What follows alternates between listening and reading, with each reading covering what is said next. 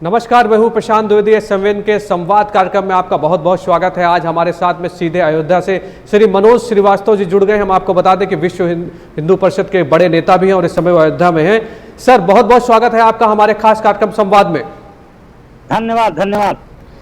Sir, अगर देखा जाए तो बरसों के इंतजार के बाद वो घड़ी आ गई है। राम जन्मभूमि का कल कार्यक्रम आयोजित किया जा रहा है और भारत के प्रधानमंत्री श्री नरेंद्र मोदी जी भी आ रहे हैं, मोहन भागवत जी भी आ रहे हैं, उत्तर प्रदेश के मुख्यमंत्री भी आ रहे हैं। कैसे देखते हैं सर इस पूरे कार्यक्रम को? आप काफी दिनों में अयोध्या में प्रवास कर रहे हैं, कैसे देखते हैं सर इस घड़ी को आप? देखिए, 500 वर्ष का ये संघर्ष का गाथा है जी। और 500 वर्ष से यह हिंदू समाज राम के देश में, राम की धरती पर, राम की जन्मभूमि पर भव्य और दिव्य मंदिर का निर्माण हो, यह स्वप्न देख रहा था और ये फलीभूत हो रहा है। हमारे देश के यशस्वी प्रधानमंत्री कल आएंगे, तो 12:30 बजे भूमि पूजन करके उसकी शिला रखेंगे, तो देश और विदेश में फैले हुए करोड़ों करोड़ हिंदू समाज के स्वप्न साकार होंगे। और पूरे देश नहीं, दुनिया के अंदर हिंदू समाज के अंदर बहुत असीम उत्साह है जी। चाहे जन सामान्य हो, वह करोड़पति हिंदू हो, कौड़ीपति हिंदू हो, महलों में रहने वाला हिंदू हो, झोपड़ी में रहने वाला हिंदू हो, सबके अंदर एक बहुत उत्साह है कि हमारे अरसों से वर्षों से जो स्वप्न हमने सजोए थे वह स्वप्न हमारे साकार होने जा रहे हैं। अच्छा, मैं एक बात समझना चाहता हूं, जिस तरह से अगर देखा जाए राम मंदिर को बनने को लेकर काफ़ी सारी समस्याओं का सामना करना पड़ा, बहुत बड़े बड़े संघर्ष करने पड़े। जिस तरह से भारतीय जनता पार्टी के पुराने नेता की बात कर लें या मैं विश्व हिंदू परिषद के बड़े बड़े नेताओं की बात कर लूँ, सिंघल जी के आप बहुत करीबी थे, अशोक सिंघल जी के, और जाहिर सी बात है कि उन्होंने राम मंदिर के लिए बहुत बड़ा संघर्ष किया था। आज वो घड़ी आ गई है। सर, उस संघर्ष के बारे में मुझे बताइए कि जो संघर्ष करना पड़ा आपको, क्योंकि वो भी एक बहुत बड़ा इतिहास था एक तरह से, कैसे देखते हैं? और आज आप इस मौके पर आ गए हैं, क्या कहेंगे इस बारे में सर आप? देखिए, ये दुर्भाग्य था जी कि जिस देश की पहचान भगवान श्री राम से होती हो, जो देश सोता है तो राम का स्मरण करके सोता है और जगता है तो अपने लोगों से मिलता है, जय राम जी कह करके मिलता है, उस देश के अंदर राम जिसकी नसों नसों में बसे हैं, रग रग में बसे हैं, उसके लिए हिंदू समाज को इतना बड़ा संघर्ष करना पड़ा। यह देश के लिए दुर्भाग्य का विषय था। यह मंदिर का निर्माण तो उसी दिन हो जाना चाहिए था जिस दिन सरदार पटेल के दृढ़ संकल्प के कारण सोमनाथ मंदिर का जीर्णोद्धार हुआ था। और ये सोमनाथ मंदिर का जीर्णोद्धार नहीं था, बल्कि इस देश के अंदर गुलामी के कालखंड में हमारी कमजोरी का फायदा उठाकर, हमारी मजबूरी का फायदा उठाकर, हमारे मानवीय जो तहस नहस किए थे, उपासना के स्थल जो ध्वस्त किए गए थे, उसका परिमार्जन सरदार वल्लभ भाई पटेल के दिल संकल्प के कारण हुआ था जी। और उसके बाद से भगवान श्री राम के जन्मभूमि का निर्माण का मार्ग भी प्रशस्त होना चाहिए था। लेकिन इस देश के अंदर मुस्लिम मतों के गुलाम बन चुकी इस देश की राजनीति और राजनेताओं के कारण इतना बड़ा संघर्ष हम लोगों को करना पड़ा। यह बड़ा दुर्भाग्य का विषय है, कितने लोगों को बलिदान इस राम मंदिर के निर्माण के लिए करना पड़ा। कैसे देखते हैं इस बलिदान को?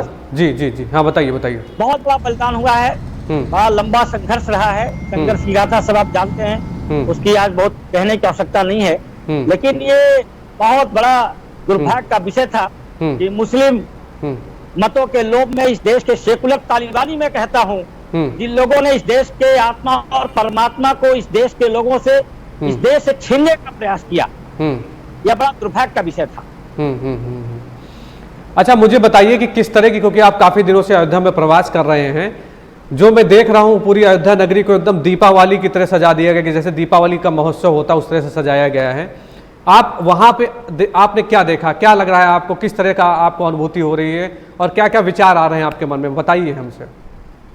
देखिए, ये जन सामान्य के अंदर उत्साह है जी। अगर ये कोरोना का कालखंड नहीं होता, कोरोना का वायरस का आतंक अगर नहीं होता, तो यहाँ लाखों की संख्या में कल जन सैलाब दिखलाई पड़ता। और यहाँ पे मठों में, मंदिरों में जो भी लोग हैं, उनके अंदर एक असीम उत्साह का वातावरण है। अयोध्या के जन सामान्य व्यक्ति के अंदर एक अजब की जो है एक वातावरण, वायुमंडल का निर्माण हुआ है। हर मंदिरों में, हर मठों में यहाँ पे लोग जा तो नहीं पा रहे हैं, लेकिन घर घर प्रसाद वितरण करने की योजना लोगों ने बनाई है जी। यहाँ पर 1,51,101 लड्डू 45 कुंतल यह लड्डू का निर्माण देवराहा हंस बाबा, जो देवराहा बाबा जिनके आशीर्वाद से श्रद्धेय अशोक सिंघल जब गए थे, उन्होंने आशीर्वाद दिया था बच्चा राम जन्मभूमि का मंदिर पे भव्य मंदिर का निर्माण एक दिन होकर रहेगा। वो 45 कुंतल लड्डू का निर्माण करा रहे हैं। 1,51,101 लड्डू होगा, उसका भी वितरण यहाँ अयोध्या में घर घर पर किया जाएगा, सभी आश्रमों में किया जाएगा। एक असीम वातावरण है, घर घर जो है यहाँ पे पताका, ओम का पताका लगा हुआ है, हनुमत पताका लगा हुआ है, भगवा झंडा लगा हुआ है। पूरा जो आपने कहा कि एक दीपावली का उत्सव जैसे लग रहा है कि दीपावली का उत्सव आया हुआ है। भगवान श्री राम वनवास काटने के बाद अयोध्या में जिस समय आए होंगे, जो वातावरण का निर्माण हुआ होगा, हम लोग उस कालखंड को तो नहीं देखे हैं, लेकिन आज मैं कह सकता हूँ कुछ वैसा ही माहौल अयोध्या के अंदर यहाँ बना हुआ है। अच्छा, मुझे याद आता है कि अटल बिहारी वाजपेयी एक बार संसद में बहुत गरजे थे और उन्होंने कहा था कि अगर हमारी पार्टी का दोष है तो केवल ये है कि हम राम मंदिर बनाने के बारे में कहते हैं, और आज अटल बिहारी वाजपेयी जी हमारे बीच में नहीं है। कैसे देखते हैं उनकी संघर्ष की कहानी को, क्योंकि राम मंदिर के बारे में वो भी अक्सर बात किया करते थे, अटल अडवाणी जी ने भी लगातार जिस तरह से संघर्ष किया था, आप कैसे देखते हैं उनको? देखिए, राम मंदिर के निर्माण का सिर्फ विषय नहीं है जी, यह राम मंदिर अर्थात ये राष्ट्र मंदिर के निर्माण का विषय है। राम, जैसा मैंने आपसे चर्चा किया, इस राष्ट्र के लोक नायक भी हैं और भगवान श्री राम इस राष्ट्र के लोक पालक भी हैं जी। मर्यादा पुरुषोत्तम भगवान श्री राम इस राष्ट्र के अस्तित्व भी हैं, मर्यादा पुरुषोत्तम भगवान श्री राम इस राष्ट्र की अस्मिता भी हैं। मर्यादा पुरुषोत्तम भगवान श्री राम इस राष्ट्र की आत्मा भी हैं और मर्यादा पुरुषोत्तम भगवान श्री राम इस राष्ट्र के परमात्मा भी हैं। और अटल बिहारी वाजपेयी ने जो कहा था कि राष्ट्र की आत्मा और परमात्मा को आप इस दृष्टि से, वोट बैंक की दृष्टि से क्यों देखते हैं? मर्यादा पुरुषोत्तम भगवान श्री राम की तुलना एक आक्रमणकारी, आक्रांता, दुराचारी, कट्टरपंथी बाबर से उनकी तुलना क्यों करते हैं? अपने वोट बैंक की राजनीति के लिए कि राम यानी इस राष्ट्र के नायक को, एक आक्रांता को एक तराजू के पल्ले पर आप क्यों तोलने का दुस्साहस करते हैं? और उन्होंने ये बात कही थी कि जिस दिन इस देश का हिंदू समाज संगठित हो जाएगा, सदन के अंदर हमारी बहुमत का निर्माण हो जाएगा, वो दिन राम के देश में, राम की धरती पर, राम की जन्मभूमि के भव्य दिव्य मंदिर के निर्माण को दुनिया की कोई ताकत नहीं रोक पाएगी। और अटल जी का यह जो वाक्य सदन में था वो चरितार्थ हुआ है। हिंदू समाज का बड़े पैमाने पर ध्रुवीकरण हुआ। 2014 से इसका जो है श्री गणेश हुआ और 2019 आते आते एक प्रचंड बहुमत की सरकार देश के अंदर यह भारतीय जनता पार्टी की बनी। उसी के परिणाम स्वरूप आज हम भव्य मंदिर के निर्माण के स्वप्न को साकार करने जा रहे हैं। अच्छा, मुझे ये बताइए कि अभी ओवैसी का एक बयान आया जिसमें उन्होंने कहा कि प्रधानमंत्री इस तरह के कार्यक्रम में जाते हैं, तो उन्होंने टिप्पणी की थी कि मतलब प्रधानमंत्री तो प्रधानमंत्री होते हैं, किसी अगर देखा जाए तो किसी जात और धर्म की बात नहीं होनी चाहिए। कैसे देखते हैं ओवैसी के इस भाषण को, मतलब इस टिप्पणी को कैसे देखते हैं आप? ओवैसी के विषय में मुझे कुछ कहना तो मुझे लगता है कि शोभा नहीं देगा। वो क्या है, कैसे हैं जी, और उनके विषय में बहुत टिप्पणी मैं नहीं करूंगा, लेकिन मुझे लगता है कि मर्यादा पुरुषोत्तम भगवान श्री राम को एक संकुचित नजरिए से देखते हैं। भगवान श्री राम की तुलना एक आक्रमणकारी, आक्रांता बाबर से करना, यह उनकी एक बड़ी छिछली मानसिकता है जी। भगवान राम की बाबर से कोई तुलना ही नहीं है। और मैं ओवैसी साहब से पूछना चाहता हूं कि बाबर से उनका क्या रिश्ता नाता है? जो आक्रमणकारी था, आक्रांता था, दुराचारी था, कट्टरपंथी था, जिहादी था, जिहाद की थियोलॉजी विचार, दर्शन और सिद्धांत को लेकर इस देश की धरती पर आया था। इस देश को दारुल हरब समझकर इसे दारुल इस्लाम में तब्दील करने के लिए इस देश की धरती पर आया था जी। और ओवैसी साहब ये जवाब दे कि आक्रांता जिहादी बाबर से उनका क्या रिश्ता नाता है? इस देश की पहचान राम से है, बाबर से नहीं है। और इस देश की पहचान को इस देश के यशस्वी प्रधानमंत्री समझते हैं, इसलिए भूमि पूजन के समारोह में सम्मिलित हो रहे हैं और देश दुनिया का हिंदू समाज उनका अभिनंदन कर रहा है, पूरा देश उनका अभिनंदन कर रहा है। अच्छा मनोज जी, मैं एक बात ये भी समझना चाहता हूँ आपसे, जिस तरह से अगर आप देखें तो भारत में क्या पूरे विश्व में एक तरह से महामारी फैली हुई है, कोरोना वायरस जिस तरह से फैला हुआ है, और आपने कहा भी कि कहीं ना कहीं रंग फीका पड़ रहा है क्योंकि ज़्यादा लोगों को बुलाया नहीं जा सकता, समस्याओं का ज़्यादा सामना करना ठीक भी नहीं है, और भारत के प्रधानमंत्री भी लगातार जिस तरह से अपील कर रहे हैं कि दूरी बनाइए, मास्क लगाइए, तो कहीं ना कहीं इस वायरस ने कुछ ना कुछ खटास एक तरह से पैदा कर दी। इसको लेकर क्या अवेयरनेस करेंगे, वहाँ पे क्या तैयारी करेंगे? जैसे लोग आएंगे, जाहिर सी बात है लोग वहाँ पहुँचेंगे, कुछ ना कुछ लोग आ ही रहे हैं, उसको देखते हुए क्या तैयारियाँ की गई हैं वहाँ पे? देखिए, ये कोरोना वायरस अगर नहीं होता तो जैसा मैंने आपसे कहा कि 1984 7 दिसंबर 1984 को जब यहाँ संकल्प हुआ था जी, तब से लेकर लोग जुड़े हुए हैं और लाखों लाख लोग इस आंदोलन से जुड़े, संघर्ष किए, जेल गए और बड़े बड़े संत महात्मा, महामंडलेश्वर, निमकाचार्य, माधवाचार्य, बल्लभाचार्य, ऐसे महंत, श्री महंत, सब लोग इस आंदोलन से जुड़े जी। और हम लोगों के अंदर ये कसक तो है ही है कि कोरोना के कारण हम सबको बुला नहीं पा रहे हैं और हमारे अंदर भी ये कसक है और उनके अंदर भी कसक है, हम पहुंच नहीं पा रहे हैं। और ये कोरोना को दृष्टिगत रखते हुए बड़ी सीमित संख्या में, लगभग 200 लोगों को ही इस भूमि पूजन के कार्यक्रम में बहुत ही मतलब कह सकते हैं कि एक दबे मन से हम लोग इस काम को कर रहे हैं। लेकिन एक आज जो डिजिटल का जमाना है, डिजिटल की दुनिया है, उस माध्यम से पूरी दुनिया, देश के अंदर हम लोग इसका प्रसारण कर रहे हैं, सब लोग इसको देख सकेंगे। लेकिन प्रत्यक्ष जो उपस्थिति होती है वो लोगों की नहीं हो पा रही, इसका मलाल हम सबको तो ही है, कोरोना कारण नहीं हो पा रहा। जी जी। अच्छा मनोज जी, जाहिर सी बात है जिस तरह से इतिहास के पन्नों में कल की जो है वो डेट लिखी जाएगी और जिस तरह से भूमि पूजन वहाँ पे होगा, जिस तरह से भव्य तैयारियाँ चल रही, जाहिर सी बात है कि अपने आप में एक अलौकिक दृश्य कल दिखाई पड़ेगा और अभी से इस तरह की तैयारियां की गई हैं बड़े तरीके से। और आपने बताया कि डिजिटल माध्यम के तौर से जिस तरह से उसका प्रसारण किया जाएगा तो जाहिर सी बात है दुनिया उसको देखेगी। एक अगर देखिए इतिहास एक बनते हुए दिखाई पड़ेगा, जो इतने दिन से लोग इंतजार कर रहे थे, जो आप लोगों ने संघर्ष किया, वो कल कहीं ना कहीं फलीभूत होता दिखाई पड़ रहा है। वाकई में बहुत खुशी की बात है। मैं ये समझना चाहता हूँ कि प्रधानमंत्री जी मोहन भागवत जी और मुख्यमंत्री जी का जो कार्यक्रम है वो मुझे बताइए कि क्या क्या कल कार्यक्रम का आयोजन वहाँ पे किया जा रहा है, किस किस तरह से किया जा रहा है? देखिए, गणपति पूजन कल से प्रारंभ हो गया है जी और रामार्चन आज हो रहा है। कल सुबह से पूजन शुरू हो जाएगा 9 बजे से और प्रधानमंत्री जी जब आएंगे तो प्रधानमंत्री के आने के बाद उनका संकल्प होगा और एक छोटी सी पूजा उनके सामने हो करके कुछ मंत्रोच्चार के बाद वो आधारशिला रखी जाएगी और कुल मिलाकर के प्रधानमंत्री जी 1.25 घंटे यहाँ पर रहने वाले हैं जी।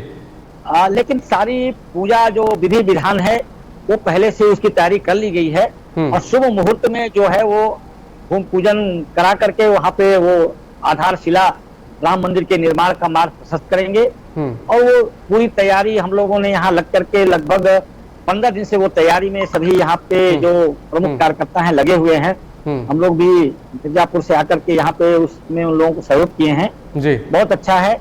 और पूजन के बाद एक घर घर प्रसाद वितरण का कार्यक्रम है जी और प्रसाद वितरण व राम जन्मभूमि के पूजन के उपलक्ष्य में सरकार के द्वारा भी 1 लाख लड्डू बनाए हैं। जैसा मैंने कहा कि देवराहा हंस बाबा जिन्होंने आशीर्वाद दिया था, उनके गुरु देवराहा बाबा जिनकी बड़ी मान्यता सिद्धि रही है, उनके द्वारा भी 1,51,101 प्रसाद लड्डू जो बने हैं उसका भी प्रसाद वितरण होगा। यहाँ के स्थानीय जो सांसद हैं लल्लू सिंह जी भी, उन्होंने बड़े पैमाने पर प्रसाद बनवाए हैं, वो भी घर घर जाएगा। और ऐसा कोई परिवार अगल बगल का जो है अयोध्या जिले का कोई नहीं है जिसके घर में यह राम जन्मभूमि का प्रसाद न पहुंचे। यह पूरी तैयारी की है, उसकी योजना बनाई है। प्रसाद वितरण की व्यवस्था मेरे पास है, वो सब बनवाने से लेकर के देखने तक की तो सारी योजना हो गई है। जिसे भूमि पूजन होगा, प्रसाद वितरण होगा, उसकी टोली टीम बन गई है। सब लोग जाकर के हर आश्रम में और प्रत्येक परिवारों में जो है यह प्रसाद का वितरण करेंगे।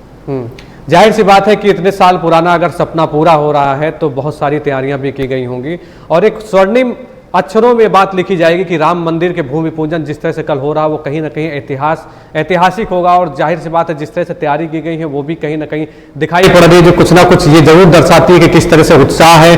अगर कोरोना वायरस कहीं एक और आपको परेशान कर रहा है तो दूसरी ओर आपकी तैयारियां भी काबिल तारीफ है और जिस तरह से आप लोग वहाँ पर तैयारी कर रहे हैं, जिस तरह से आप लोग डटे हुए लगे हुए हैं, उसकी भी प्रशंसा करनी चाहिए। आप मुझे बताइए कि अशोक सिंघल जी के आप बहुत करीबी थे, उनके स्मरण के बारे में मुझे बताइए कि आज उनका सपना जो है वो पूरा होता नजर आ रहा है और आप उनके साथ में रहते थे तो क्या कहते थे और आज वो क्या सोच रहे होंगे? जहां पे भी होंगे जाहिर सी बात है वो जहां देख रहे होंगे उनको एक अपार खुशी हो रही होगी। आप कैसे देखते हैं अशोक सिंघल जी के इस सपने को पूरा होते हुए? जी। और उनका यह दृढ़ संकल्प था कि राम जन्मभूमि पे भव्य मंदिर का निर्माण ये हम करा कर रहेंगे। आज ये हम सबका दुर्भाग्य है कि हम सबके बीच नहीं है जी जी। और लेकिन उनका संकल्प पूर्ण हो रहा है, तो उनकी आज जो है स्मरण, उनकी याद, जितने भी लोग हैं, हम लोग तो उनके बड़े निकट रहे हैं, हम लोगों तो एक कसक ही है कि आज हम सबके बीच नहीं है जी। लेकिन जन सामान्य हिंदू समाज भी इसकी चर्चा कर रहा है कि श्रद्धेय अशोक सिंघल जी आज होते तो कैसा वो लगता हो। तो एक कसक है और उनका जो संकल्प था वो फलीभूत हो रहा है। अशोक सिंघल जी इसके लिए कोई न कोई योजना, कोई न कोई कार्यक्रम रचना करते रहते थे। हम तो शिला पूजन से लेकर के और अंतिम समय तक जो रहा 2013 में 84 कोसी परिक्रमा जो हुई थी वह हिंदू समाज के जन जागरण के लिए हुई थी। उनका एक स्पष्ट था कि हिंदू समाज एक जागृत हो जाएगा, हिंदू समाज संगठित हो जाएगा, तो निश्चित रूप से यह राम जन्मभूमि पे भव्य मंदिर का निर्माण होकर के रहेगा। और हिंदू समाज संगठित करने के लिए, हिंदू समाज को जागृत करने के लिए उन्होंने बहुत ही कार्यक्रम, बहुत ही अनुष्ठान, अनेक अभियान चलाए। और उसी की पंडित रही कि हिंदू समाज का ध्रुवीकरण हुआ, जैसा मैंने बताया जी। ध्रुवीकरण का प्रतिफल 2014-2019 में देखने को मिला। इसमें श्रद्धेय अशोक सिंघल जी का बहुत बड़ा योगदान रहा है। आज उनकी सभी लोग, वह चाहे राजनीतिक क्षेत्र में रहने वाले लोग हों, सामाजिक क्षेत्र में काम करने वाले लोग हों, धार्मिक क्षेत्र में काम करने वाले लोग हों, सब लोग उनको स्मरण कर रहे हैं। उनका यह संकल्प पूर्ण हो रहा है, इसकी हम सबको बहुत ही प्रसन्नता है। चलिए मनोज जी, आप हमसे सीधे अयोध्या से लाइव जुड़े, सीधे आपने हमसे संवाद किया और बहुत सारी आपने जानकारियां दी। जिस तरह से वहां पर तैयारी चल रही, जिस तरह से आप लोग वहां पर प्रयास कर रहे हैं, जाहिर सी बात है कि कल इतिहास के पन्नों में लिखी जाएगी। ये जो डेट है वो इतिहास के पन्नों में लिखी जाएगी। आपको बहुत बहुत बधाई है और बहुत बहुत शुभकामनाएं हैं। ईश्वर करे कि आप इसी तरह से और भी कार्य करते रहें और आगे बढ़ते रहें। हमारी शुभकामनाएं, हमारी पूरी टीम की शुभकामनाएं। कल फिर हम आपसे एक बार लाइव जुड़ने की कोशिश करेंगे और बातचीत करेंगे कार्यक्रम खत्म होने के बाद। बहुत बहुत धन्यवाद आपका।